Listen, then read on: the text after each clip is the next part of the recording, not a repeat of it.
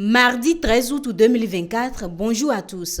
Entre autres sujets abordés par les parutions de ce jour, plusieurs audiences s'ouvrent à la Cour constitutionnelle ce mardi 13 août 2024. Au total, 18 recours seront examinés par les sages de la haute juridiction, informe le matinal. Le quotidien précise que les dossiers sont relatifs à la violation de la Constitution et à la Charte africaine des droits de l'homme et des peuples, aux demandes d'intervention dans des procédures judiciaires et pour l'exécution des décisions de justice.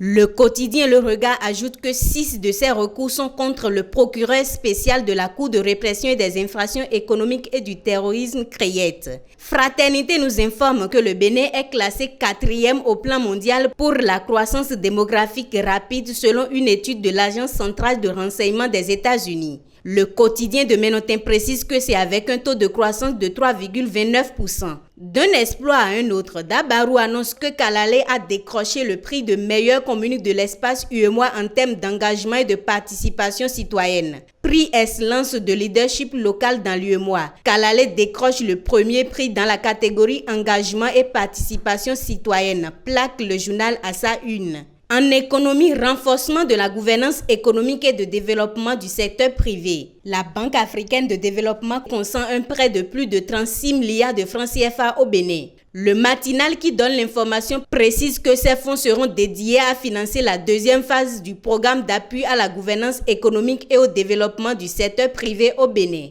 Le révélateur, quant à lui, informe que la campagne 2024-2025 de la commercialisation des amendes de qualité est déjà lancée. Dossier Créette, la Cour de répression des infractions économiques et du terrorisme Créette a accordé la liberté provisoire à 18 prévenus dans l'affaire Anip, indique Le Soleil Levant. Le matinal qui confirme l'information et ajoute dans un autre dossier que le directeur général du groupement d'achat des pharmaciens d'officine du Bénin, Dayan Inshola Léandre Amadou, sera fixé sur son sort demain mercredi 14 août 2024. Il est poursuivi pour abus de confiance et blanchiment de capitaux à la Créette. Dabarou informe qu'en complicité avec sa sœur, une femme dépouille financièrement son ex-conjoint et s'enfuit. Le dossier est porté devant la Créette. Pêle-mêle, Défi Info expose un mafia autour de la gestion des carrières à Abomey-Calavi. Silence, tout le monde bouffe, titre le journal qui dénonce un réseau de détournement bien organisé. Du simple agent de la mairie au plus haut placé, tout le monde bouffe sous le regard impuissant de la hiérarchie. Qui donc pour sauver les caisses de la commune, s'interroge le journal.